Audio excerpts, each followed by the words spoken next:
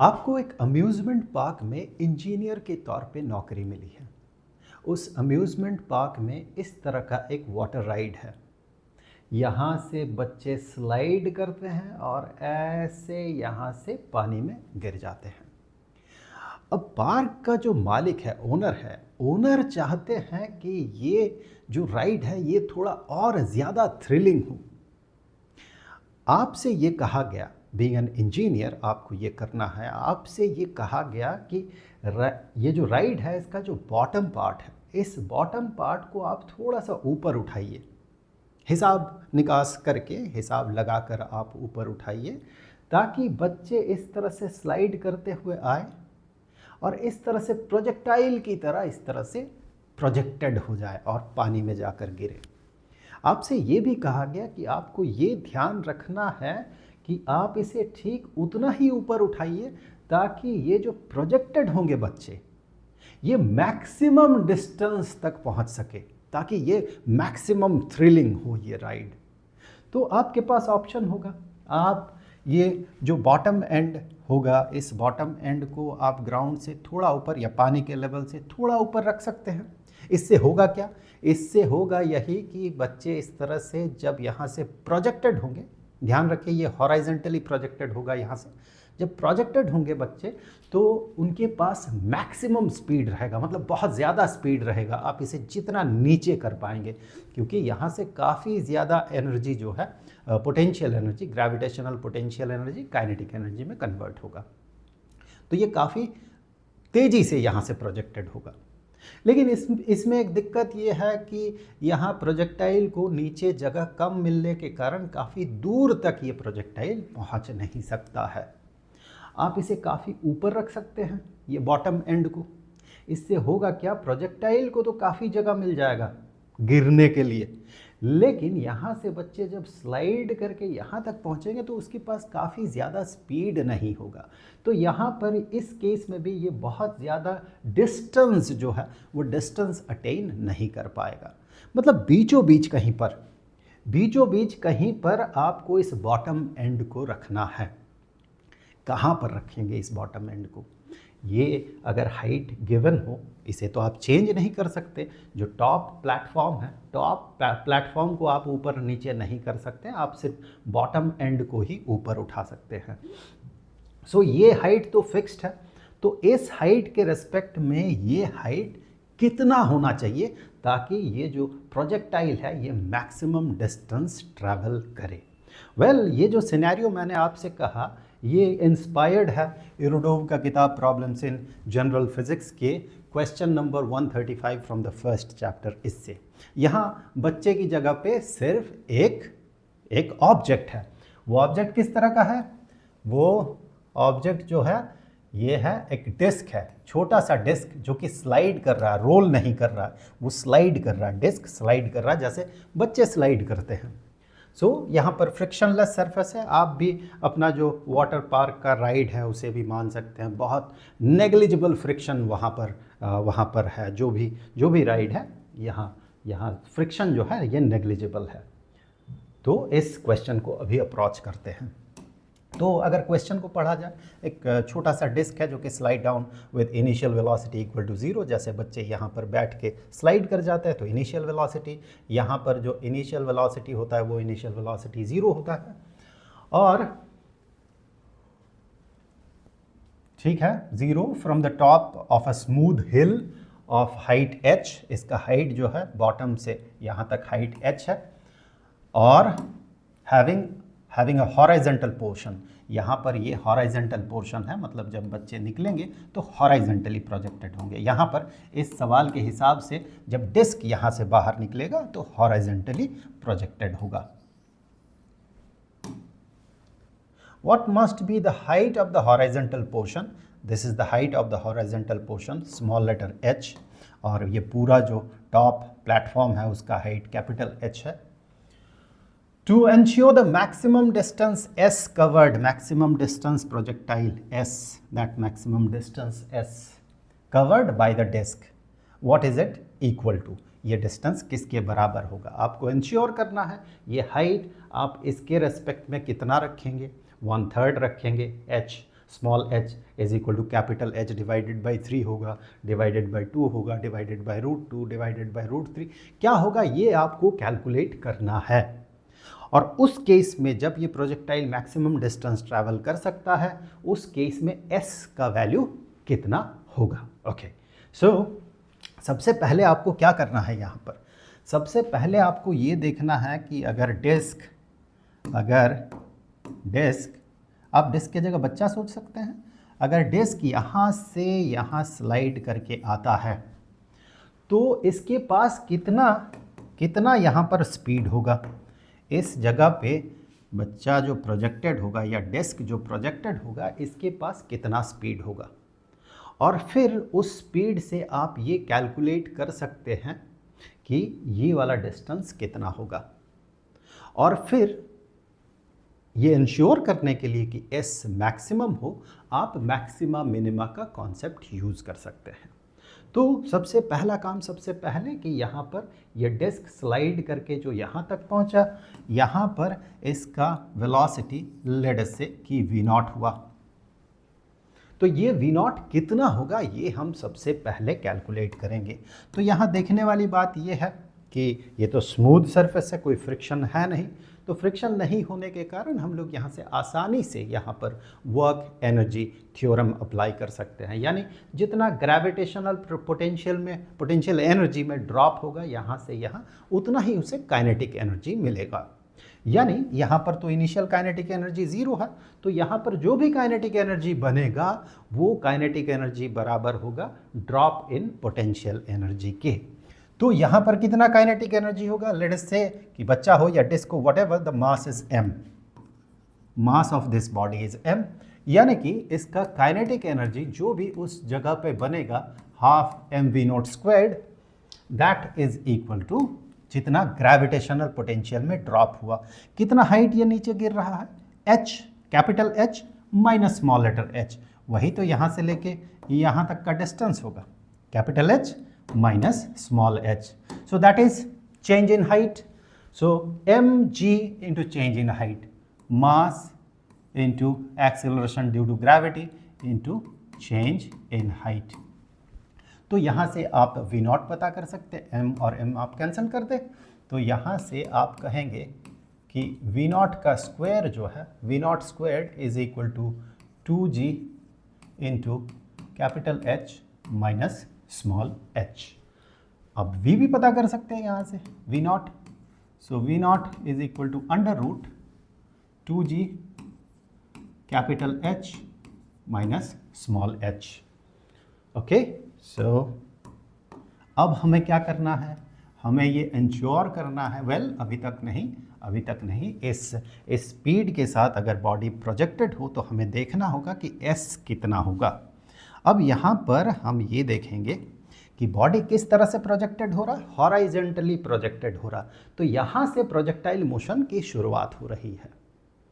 अब इस तरह के केस में हम इस डिस्टेंस को पता करने के लिए क्या कर सकते हैं, चूँकि यहाँ पर इसके पास जो वेलोसिटी है उसका वर्टिकल कंपोनेंट कुछ नहीं है, यानी कि हम अगर एक वर्चुअल पार्टिकल को जैसे ही ये यहाँ से प्रोजेक्टेड हुआ, वैसे ही ठीक उसी पॉइंट ऑफ टाइम में अगर एक वर्चुअल पार्टिकल को हम यहाँ छोड़ देते हैं, तो फिर वो वर्चुअल पार्टिकल जितने समय में नीचे गिरेगा, ठीक उतने ही समय में प्रोजेक्टाइल भी ग्राउंड को टच करेगा, क्योंकि प्रोजेक्टाइल का वर्टिकल कंपोनेंट 0 है। यानी कि अगर मैं कहता हूँ कि यहाँ से यहाँ आने में इसे t टाइम लगता है, let us say at that point t is equal to 0, तो यहाँ से यहाँ जाने में अगर इसे t टाइम लगता है तो हम कह सकते हैं that t should be equal to, वही t होगा कि एक पार्टिकल को अगर हम यहाँ ड्रॉप कर दें, छोड़ देते हैं, वो पार्टिकल यहाँ से यहाँ तक आने में उसे जितना समय लगेगा। अगर हम एक पार्टिकल को इस लेवल से, हम अगर इस लेवल से ड्रॉप कर देते हैं और ये वो पार्टिकल है विद इनिशियल वेलोसिटी 0, विद यहाँ पर v इज इक्वल टू 0 है, इनिशियल वेलोसिटी 0 से अगर हम इसे ड्रॉप कर देते हैं, ये ऐसे गिरते गिरते नीचे तक कितने समय में गिरेगा, तो वो वही t समय में गिरेगा। तो अगर इसे कैलकुलेट करना है तो हम क्या कर सकते हैं, हम यहाँ पर कौन सा फॉर्मूला लगा सकते हैं? हम कहेंगे कि यहाँ पर एक्सीलरेशन ड्यू टू ग्रेविटी हमें नोन है, दैट इज़ g, और टाइम हमें पता करना है, इनिशियल वेलोसिटी नोन है, दैट इज़ 0। तो हम यहाँ पर कहेंगे कि डिस्प्लेसमेंट जो है, that displacement is negative h। नीचे की तरफ पूरा नेगेटिव आप मान सकते हैं, नहीं भी मान सकते, नीचे की तरफ पॉजिटिव भी मान सकते हैं। पॉजिटिव मान के चले इस बार, चलिए नीचे की तरफ इस बार पॉजिटिव। तो हम कह सकते हैं बॉडी के मोशन में यहाँ से यहाँ तक डिस्प्लेसमेंट हुआ h, small letter h displacement हुआ, और इनिशियल वेलोसिटी 0 है, टाइम t है, एक्सेलरेशन है g। तो हम यहाँ से कह सकते हैं कि डिस्प्लेसमेंट, नीचे की तरफ पॉजिटिव है इसीलिए मैं पॉजिटिव ले रहा हूँ, displacement is equal to initial velocity into time plus half into acceleration which is positive g, नीचे पॉजिटिव हमने माना, इनटू टाइम स्क्वायर्ड। तो ये तो हट गया, तो h is equal to half gt squared, half gt squared. Hence हम यहाँ से कह सकते हैं कि t is equal to under root 2h divided by g। ये हो गया वो टाइम प्रोजेक्टाइल यहाँ से यहाँ पहुँचने में जो टाइम लेगा, under root 2h divided by g। अब ये हॉरिजॉन्टल डिस्टेंस, उतने समय में हॉरिजॉन्टल डिस्टेंस कितना कवर करेगा? तो ये जो इसका वेलोसिटी का हॉरिजॉन्टल कंपोनेंट है, जो कि वेलोसिटी इटसेल्फ है, इनिशियल वेलोसिटी, क्योंकि ये हॉरिजॉन्टल डायरेक्शन में ही है, इस स्पीड से इतने समय में ये कितना डिस्टेंस ट्रैवल कर सकता है। तो यहाँ से हम ये कह सकते हैं कि दैट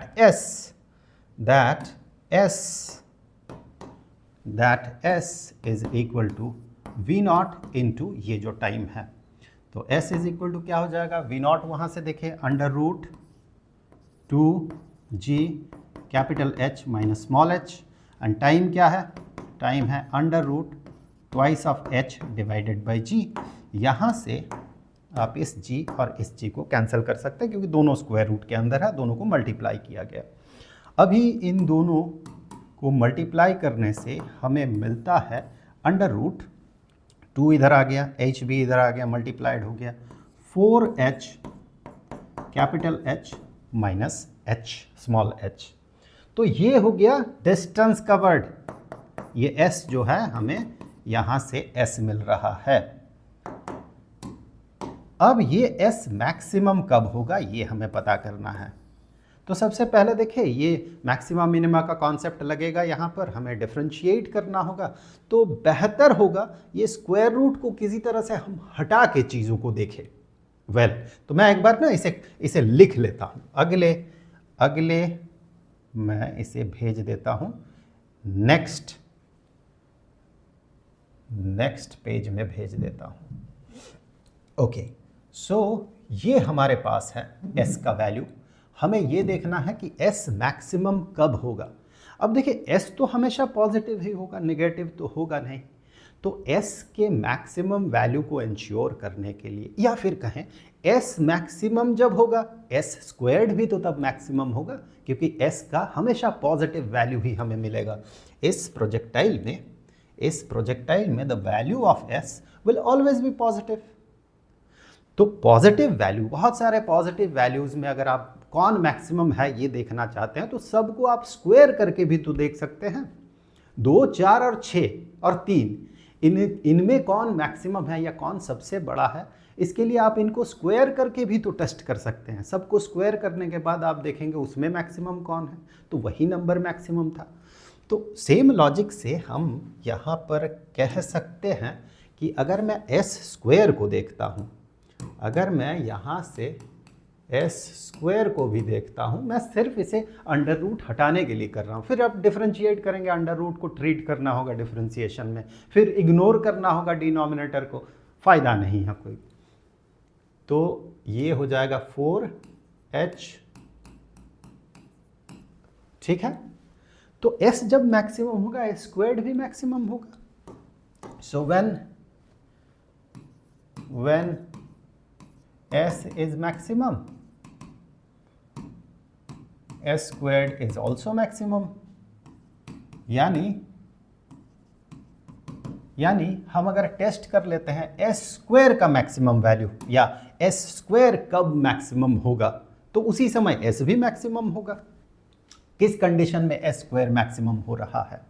अब उसके मैक्सिमम कंडीशन को टेस्ट करने के लिए आप गौर से देखें दिस एस स्क्वायर कब मैक्सिमम होगा। तो यहाँ पर देखें ये h जो है ये तो कांस्टेंट है, ये तो चेंज ही नहीं हो रहा, नॉट वेरिएबल। यहाँ पर ये जो स्मॉल लेटर h है ये वेरिएबल है, यही s का अलग अलग वैल्यू क्रिएट कर रहा है। यहाँ h का वैल्यू आप चेंज कर सकते हैं ना, ये h का वैल्यू कौन सा है, ये वैल्यू, यही तो आप डिसाइड करेंगे कि किस h के वैल्यू के लिए, किस वैल्यू के लिए, छोटा हो बड़ा हो, कौन से वैल्यू के लिए, एग्जैक्ट कौन से वैल्यू के लिए यहाँ पर s का वैल्यू मैक्सिमम होगा। That means that small h is a variable. तो इस वेरिएबल पे डिपेंड करेगा ये इसका वैल्यू, यानी अगर आपको इसका मैक्सिमम वैल्यू देखना है तो आपको इसके एक्सप्रेशन, इस एक्सप्रेशन को स्मॉल लेटर h के रेस्पेक्ट में डिफरेंशिएट करना होगा और उसे 0 से इक्वेट कर देना होगा। ठीक है, तो हाँ, वैसे ये मैक्सिमम और मिनिमम दोनों वैल्यू को शो करता है, वो मैक्सिमम है या मिनिमम है, इसे टेस्ट करने के लिए हमें फिर से डिफरेंशिएट करना होता है, but that is a different story. इस केस में जब हम डिफरेंशिएट करके इक्वेट करेंगे तो हमें इसका मैक्सिमम वैल्यू ही मिलेगा, इसका मिनिमम वैल्यू हमेशा 0 होगा। अगर आप रियलिस्टिक कंडीशन देखें, फिजिक्स के टर्म में देखें, तो मैं आपको कहूँगा कि आप इसे इस तरह से देखें, आप इसे इस नज़रिए से देखें कि s का वैल्यू मिनिमम आप इसे बहुत नीचे रख दें तो प्रोजेक्टाइल भले ही बहुत स्पीड रहेगा लेकिन वो डिस्टेंस कवर नहीं कर पाएगा, या फिर आप इसे बहुत ऊपर रख लें तो इसके पास इनिशियल वेलोसिटी होगा ही नहीं, ये ड्रॉप कर जाएगा, यानी s का मिनिमम वैल्यू 0 होगा। तो जब आप डिफ्रेंशिएट करेंगे इसे और इक्वेट करेंगे 0 से तो आपको मैक्सिमम वैल्यू मिलेगा, मिनिमम वैल्यू नहीं मिलेगा इस केस में। सो हाँ, वो अगर जब हम इसे टेस्टिफाई करेंगे उसी समय पता चल जाएगा कि देयर इज़ वन वैल्यू जो आएगा वो मिनिमम वैल्यू होगा, पर वो हम समझ जाएंगे कि that is minimum and that one is maximum. तो हमें क्या करना होगा, अल्टीमेटली हमें करना ये है कि हमें सबसे पहले स्मॉल लेटर h के रेस्पेक्ट में डिफरेंशिएट करना है s स्क्वायर्ड को। अच्छा, मैं ऐसे लिख दूँ, s स्क्वायर्ड को डिफरेंशिएट कर देना है। बेसिकली मैथमेटिकली या लॉजिकली हमें s को डिफरेंशिएट करना होता है, लेकिन जैसे कि हम लोगों ने बात किया टू सिंप्लीफाई द कैलकुलेशन, हमने ऐसा अप्रोच लिया और इसे फिर 0 से इक्वेट कर देना होगा। तो जो कंडीशन आपको मिलेगा वही होगा कि the maximum condition for s। तो हम कर ये रहे हैं कि ddh of 4h capital H minus 4h squared, मैंने इसे मल्टीप्लाई कर दिया। तो इसे डिफरेंशिएट करने के बाद 0 से इक्वेट करना होगा। तो जैसे ही हम इसे डिफरेंशिएट कर रहे हैं तो यहाँ 4 और कैपिटल H तो कांस्टेंट है एज इट इज़, और स्मॉल लेटर h को h के रेस्पेक्ट में डिफरेंशिएट करें 1 मिलता है, मल्टीप्लाई करें, कोई मतलब नहीं बनता लिखने का, माइनस 4h स्क्वायर्ड, h के रेस्पेक्ट में डिफरेंशिएट करें तो h स्क्वायर ये 2 यहाँ पर आ जाएगा, मल्टीप्लाइड हो जाएगा और पावर 1 घट जाएगा तो h बन जाएगा। 2 × 4 is 8h and that is equal to 0। तो यहाँ से आप कह सकते हैं इसे इस साइड में ले जाएं तो आपको पॉजिटिव 8 स्मॉल h मिलेगा and small h is equal to 4 capital H divided by 8। So h is equal to 4 capital H divided by 8, यानी कि h is equal to capital H divided by 2। इस part को derive करने का एक बहुत shortcut logical वे है, इसे डिराइव करने का एक बहुत ही शॉर्टकट और लॉजिकल वे है। अगर आप इंटरेस्टेड होंगे तो किसी दिन मैं ज़रूर उस पर बात करूंगा। उसके लिए आपको इस तरह की कैलकुलेशन की ज़रूरत नहीं है, आप सिर्फ लॉजिक लगा के इसे पता कर सकते हैं, ओनली लॉजिक, सिर्फ देख कर ही। पर अगर आप इंटरेस्टेड होंगे तो उस तरह का वीडियोज़ मैं बनाऊंगा। हाँ, क्वेश्चन का एक और पार्ट था कि s का मैक्सिमम वैल्यू होगा कितना। वो जो राइड आप बना रहे हैं तो बच्चे कितना दूर जाएंगे आपके बनाए हुए राइड में, आप इस तरह का कंडीशन जो देंगे स्मॉल लेटर h का value capital H divided by 2 जो आप बनाएंगे, दिस थिंग दैट h को आप जब h डिवाइडेड बाय 2 ये राइड बना लेंगे तो उस समय ये s का वैल्यू कितना होगा? उस समय इस s का वैल्यू ऑब्वियसली मैक्सिमम होगा, s मैक्स। तो वो s मैक्स होगा कितना? देखिए, what is it equal to? The maximum distance s covered by the disc and what is it equal to, यानी कि वो डिस्टेंस किसके बराबर होगा। तो यहाँ से देखें हमने कहाँ कैलकुलेट किया, यहाँ से s का ये जनरल इक्वेशन है। s के इस जनरल इक्वेशन में ये वाला कंडीशन जब आप पुट कर देंगे small h is equal to capital H divided by 2, तो उस समय s का जो वैल्यू होगा वही s मैक्स होगा। तो यहाँ से हम कह सकते हैं कि s मैक्स जो है दैट इज इक्वल टू √4, आप उधर देखते रहिए, √4 स्मॉल लेटर h मतलब h डिवाइडेड बाई 2 इंटू ये capital H minus capital H divided by 2, यानी कि कैपिटल H डिवाइडेड बाई 2। अब यहाँ से ये 2 और 2 और ये 4 कैंसिल हो गया h स्क्वायर स्क्वायर रूट के अंदर, यानी s max is equal to h square square root के अंदर, that is equal to h। यानी आप जो राइड बना रहे हैं मैक्सिमम डिस्टेंस कवर करवाने के लिए, वहाँ पर बच्चे उतने ही दूर प्रोजेक्टेड होंगे जितना कि इस ग्राउंड से इस टॉप तक का हाइट है। सो प्लेलिस्ट का लिंक आपको यहाँ पर स्क्रीन पे मिल जाएगा।